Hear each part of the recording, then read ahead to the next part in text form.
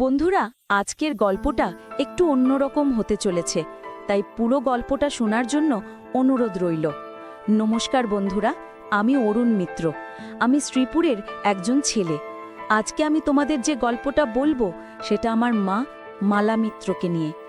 আমার মা মালা ছিলেন একজন অপূর্ব সুন্দরী মহিলা। তার হাসি ছিল এমন যেন মুহূর্তের সব দুঃখ ভুলিয়ে দেয়। আমার বাবা রবিন মিত্র ছিলেন একজন সৎ পরিশ্রমী মানুষ। তিনি একটা ছোট ব্যবসা চালাতেন, আর তার স্বপ্ন ছিল আমাদের পরিবারকে সুখী করা। মা আর বাবার বিয়ে হয়েছিল ভালোবাসার বিয়ে। শ্রীপুরের একটা ছোট্ট পাড়ায় তাদের সংসার শুরু হয়। তাদের মধ্যে এমন একটা বোঝাপড়া ছিল যা দেখে প্রতিবেশীরাও হিংসা করত। সেই সময়টা ছিল আমার জীবনের সবচেয়ে সুন্দর সময়। আমি জন্মানোর পর আমাদের সংসার আরও রঙিন হয়ে উঠল। মা আমাকে কোলে নিয়ে গান গাইতেন, আর বাবা আমাকে নিয়ে খেলা করতেন। আমাদের ছোট্ট বাড়িটা ছিল ভালোবাসার আশ্রয়। প্রতি সন্ধ্যায় আমরা একসঙ্গে বসে গল্প করতাম। বাবা তার ব্যবসার গল্প বলতেন, আর মা আমাদের হাসাতেন তার মজার মজার কথায়। আমি তখন খুব ছোট, কিন্তু সেই মুহূর্তগুলো আমার মনে গেঁথে আছে। কিন্তু সুখের দিন বেশি দিন থাকে না, তাই না?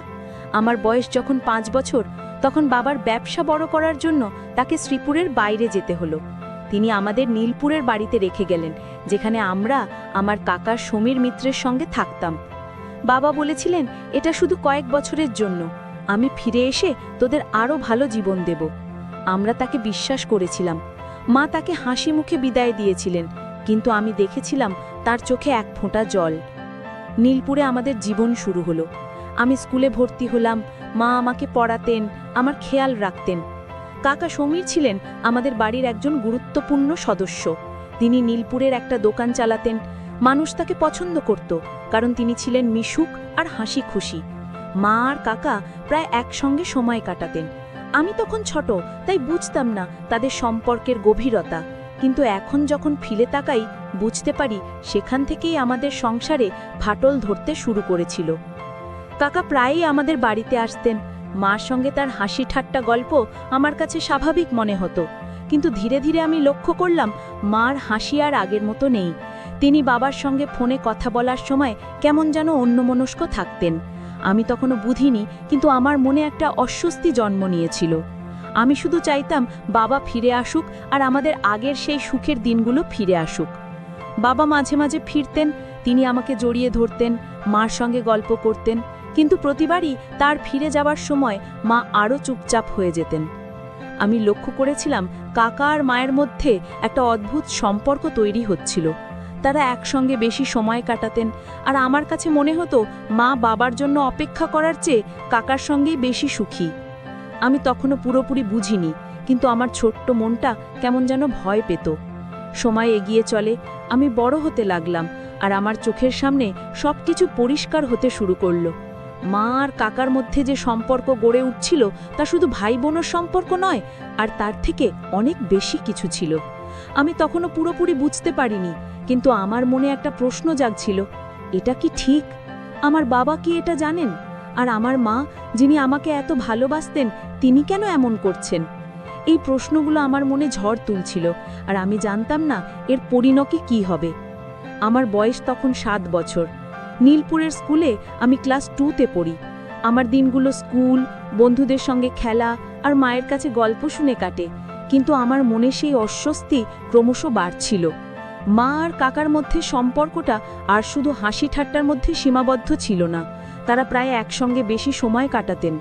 আমি লক্ষ্য করতাম কাকা যখন আমাদের বাড়িতে আসতেন, মা একটু বেশি সেজেগুজে থাকতেন। তার হাসিতে একটা আলাদা উজ্জ্বলতা দেখতাম, যা বাবার সঙ্গে কথা বলার সময় দেখিনি। একদিন দুপুরে আমি স্কুল থেকে ফিরে দেখি মা আর কাকা বাড়ির পিছনের বাগানে দাঁড়িয়ে কথা বলছেন। আমি দূর থেকে দেখলাম তাদের মধ্যে একটা গভীর কথাবার্তা চলছে। কাকা মায়ের হাত ধরেছিলেন, আর মা তার দিকে তাকিয়ে মৃদু হাসছিলেন। আমার বুকটা কেমন জ্যাক করে উঠল। আমি ছোট ছিলাম, কিন্তু এটা বুঝতে পেরেছিলাম যে এটা ঠিক নয়। আমি দৌড়ে আমার ঘরে চলে গেলাম। মনের মধ্যে একটা ঝড় বয়ে যাচ্ছিল, কিন্তু আমি কাউকে কিছু বলতে পারিনি। বাবা মাঝে মাঝে ফোনে কথা বলতেন। তিনি বলতেন, আর আরেকটু সময় মালা, আমি ব্যবসাটা গুছিয়ে নিয়ে ফিরে আসব। মা হাসি মুখে কথা বললেও আমি দেখতাম তার চোখে আর আগের মতো উষ্ণতাটা নেই। আমার মনে হতো মা যেন বাবার কথার জন্য আর অপেক্ষা করছেন না। আমি ছোট ছিলাম, তাই এই বিষয়গুলো নিয়ে মার সঙ্গে কথা বলার সাহস হতো না, কিন্তু আমার মনে একটা ভয় জন্ম নিয়েছিল। আমাদের সংসার কি ভেঙে যাবে? এক রাতে আমি ঘুম থেকে উঠে দেখি মা বাইরের বারান্দায় বসে আছেন, তার হাতে একটা চিঠি। আমি চুপচাপ কাছে গিয়ে দেখলাম তিনি কাঁদছেন। আমি জিজ্ঞেস করলাম, মা তুমি কাঁদছো কেন? মা তাড়াতাড়ি চোখ মুছে বললেন, কিছু না অরুণ, তুই ঘুমো। কিন্তু আমি বুঝতে পেরেছিলাম সেই চিঠি বাবার। বাবা হয়তো লিখেছিলেন তিনি আরও কিছুদিন ফিরতে পারবেন না। আমার মনে হলো মা যেন বাবার থেকে দূরে সরে যাচ্ছেন। কাকা তখন আমাদের বাড়িতে প্রায় প্রতিদিনই আসতেন। তিনি আমার সঙ্গে খেলতেন, আমাকে গল্প শোনাতেন, কিন্তু আমি লক্ষ্য করতাম তিনি মার সঙ্গে বেশি সময় কাটাতে চাইতেন। একদিন আমি শুনলাম কাকা মাকে বলছেন, মালা তুমি এত চিন্তা করো কেন, আমি তো আছি তোমার পাশে। মা কিছু না বলে শুধু হাসলেন। আমার মনে হলো মা যেন কাকার কথায় সান্ত্বনা পাচ্ছেন, কিন্তু আমার বুকের ভেতরটা কেমন যেন জ্বলে উঠছিল। আমি ভাবতাম বাবা কেন ফিরছেন না। এক বিকেলে আমি আর আমার বন্ধুরা মাঠে খেলছিলাম। হঠাৎ দেখি কাকা আর মা একসঙ্গে নীলপুরের বাজারের দিকে যাচ্ছেন। তাদের হাসি গল্প দেখে নীলপুরের লোকেরাও ফিসফিস করছিল। আমার এক বন্ধু আমাকে বলল, অরুণ তোর মা আর তোর কাকা এত কাছাকাছি কেন? আমি কিচ্ছু বলতে পারিনি, আমার মুখ শুকিয়ে গেছিল। আমি শুধু মনে মনে প্রার্থনা করতাম যেন আমার সন্দেহ সত্যি না হয়। সময়ের সঙ্গে সঙ্গে মা আর কাকার সম্পর্ক আরও গভীর হতে লাগলো। আমি লক্ষ্য করতাম মা বাবার ফোনের জন্য আর আগের মতো উৎসুক হতেন না। একদিন রাতে আমি শুনলাম মা ফোনে বাবার সঙ্গে কথা বলছেন। তিনি বললেন, রবিন তুমি কবে ফিরবে? আমি আর পারছি না। বাবা কি বললেন জানি না, কিন্তু মা ফোন রেখে অনেকক্ষণ চুপচাপ বসে রইলেন। আমি বুঝতে পারছিলাম মা মনে কিছু ভাঙছে। আমার ছোট্ট মনটা তখনও পুরোপুরি বুঝতে পারেনি যে আমাদের সংসারের ভিত কাঁপছে। আমি শুধু চাইতাম বাবা ফিরে আসুক আর আমরা আবার আগের মতো হাসি খুশি থাকি, কিন্তু আমার সেই স্বপ্ন যেন ধীরে ধীরে ম্লান হয়ে যাচ্ছিল। আমি জানতাম না এরপর কি হবে, কিন্তু আমার মনে একটা ভয় ক্রমশ জাঁকিয়ে বসছিল। আমি কি আমার মাকে হারিয়ে ফেলব? আমার বয়স তখন 9 বছর। আমি ক্লাস 4-এ পড়ি। নীলপুরের জীবন আমার কাছে স্বাভাবিক হয়ে গিয়েছিল, কিন্তু আমার মনের ভেতরের অস্বস্তি কমেনি। মা আর কাকার সম্পর্কটা এখন আর শুধু হাসি ঠাট্টার মধ্যে সীমাবদ্ধ ছিল না, তারা প্রায় একসঙ্গে বেশি সময় কাটাতেন। আমি লক্ষ্য করতাম কাকা যখন আমাদের বাড়িতে আসতেন মা একটু বেশি সেজেগুজে থাকতেন। তার হাসিতে একটা আলাদা উজ্জ্বলতা দেখতাম, যা বাবার সঙ্গে কথা বলার সময় দেখিনি। একদিন দুপুরে আমি স্কুল থেকে ফিরে দেখি মা আর কাকা বাড়ির পিছনের বাগানে দাঁড়িয়ে কথা বলছেন। আমি দূর থেকে দেখলাম তাদের মধ্যে একটা গভীর কথাবার্তা চলছে। কাকা মায়ের হাত ধরেছিলেন আর মা তার দিকে তাকিয়ে মৃদু হাসছিলেন।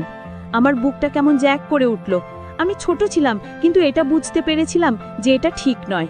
আমি দৌড়ে আমার ঘরে চলে গেলাম। মনের মধ্যে একটা ঝড় বয়ে যাচ্ছিল, কিন্তু আমি কাউকে কিছু বলতে পারিনি। বাবা মাঝে মাঝে ফোনে কথা বলতেন। তিনি বলতেন, আর আরেকটু সময় মালা, আমি ব্যবসাটা গুছিয়ে নিয়ে ফিরে আসব। মা হাসি মুখে কথা বললেও আমি দেখতাম তার চোখে আর আগের মতো উষ্ণতাটা নেই। আমার মনে হতো মা যেন বাবার কথার জন্য আর অপেক্ষা করছেন না। আমি ছোট ছিলাম, তাই এই বিষয়গুলো নিয়ে মার সঙ্গে কথা বলার সাহস হতো না, কিন্তু আমার মনে একটা ভয় জন্ম নিয়েছিল, আমাদের সংসার কি ভেঙে যাবে? এক রাতে আমি ঘুম থেকে উঠে দেখি মা বাইরের বারান্দায় বসে আছেন, তার হাতে একটা চিঠি। আমি চুপচাপ কাছে গিয়ে দেখলাম তিনি কাঁদছেন। আমি জিজ্ঞেস করলাম, মা তুমি কাঁদছো কেন? মা তাড়াতাড়ি চোখ মুছে বললেন, কিছু না অরুণ, তুই ঘুমো। কিন্তু আমি বুঝতে পেরেছিলাম সেই চিঠি বাবার। বাবা হয়তো লিখেছিলেন তিনি আরও কিছুদিন ফিরতে পারবেন না।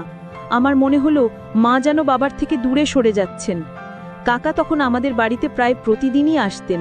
তিনি আমার সঙ্গে খেলতেন, আমাকে গল্প শোনাতেন, কিন্তু আমি লক্ষ্য করতাম তিনি মার সঙ্গে বেশি সময় কাটাতে চাইতেন।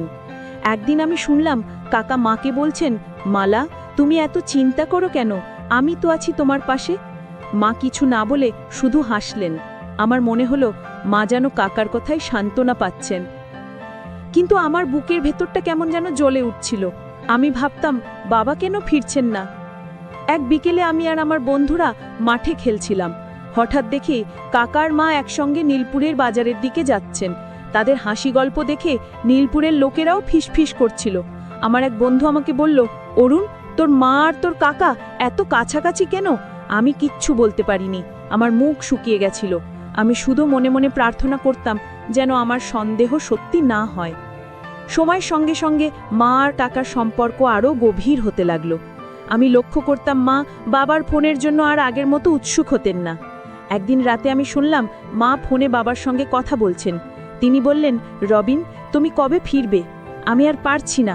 বাবা কি বললেন জানি না, কিন্তু মা ফোন রেখে অনেকক্ষণ চুপচাপ বসে রইলেন। আমি বুঝতে পারছিলাম মা মনে কিছু ভাঙছে। আমার ছোট্ট মনটা তখনও পুরোপুরি বুঝতে পারেনি যে আমাদের সংসারের ভিত কাঁপছে। আমি শুধু চাইতাম বাবা ফিরে আসুক আর আমরা আবার আগের মতো হাসি খুশি থাকি। কিন্তু আমার সেই স্বপ্ন যেন ধীরে ধীরে ম্লান হয়ে যাচ্ছিল। আমি জানতাম না এরপর কি হবে, কিন্তু আমার মনে একটা ভয় ক্রমশ জাঁকিয়ে বসছিল। আমি কি আমার মাকে হারিয়ে ফেলব? আমার বয়স তখন 9 বছর। আমি ক্লাস 4-এ পড়ি। নীলপুরের জীবন আমার কাছে স্বাভাবিক হয়ে গিয়েছিল, কিন্তু আমার মনের ভেতরে